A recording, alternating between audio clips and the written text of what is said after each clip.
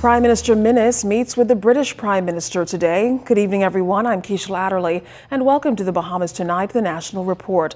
Topping the news, Prime Minister Dr. the Honourable Hubert Minnis started his day in London attending a caucus of CARICOM leaders who met with British Prime Minister the Right Honourable Theresa May on the Windrush immigration matter. The story, which is making headlines across the United Kingdom, puts the spotlight on the current British government allegedly deporting descendants of Caribbean nationals who arrived in England more than 70 years ago. Prime Minister of Jamaica, the Honourable Andrew Holness, addressed the matter on behalf of the Caribbean. After that meeting, Prime Minister Minnis and his delegation traveled to Bahamas House. Minnis Munnings has this wrap-up.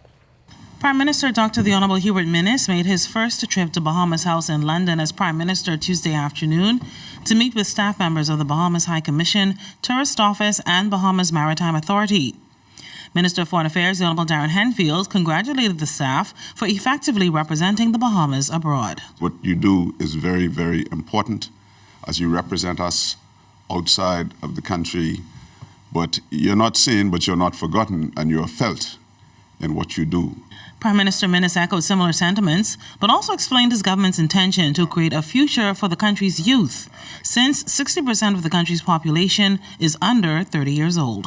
We've seen too many things, examples in the past, where investors within our country would recruit or bring down other foreign individuals, CEOs, accountants, etc., and they're paid very high salaries.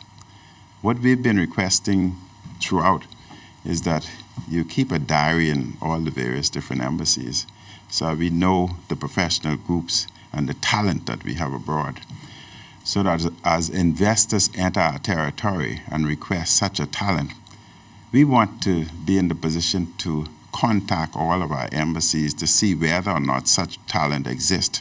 The Prime Minister also encouraged these Bahamian staff members in London to take advantage of any job opportunities at home. We have positions still available in New Providence, and we would like to recruit individuals at that salary scale. We would pay for relocation, just as is done in ordinary circumstances. We do the same. And therefore we ask that you keep such a diary, because we're looking for our talent to come back home. We would incentivize you with all the various different tax incentives and benefits to get you started. We think that that's how countries are built. And you would help us in the long run in terms of protecting our foreign reserves, our expenditures, etc.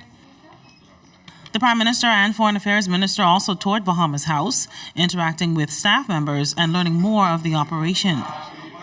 The Bahamas House staff sang happy birthday and gifted a cake to the Prime Minister and Minister Henfield, who celebrated their special day on Monday and Tuesday.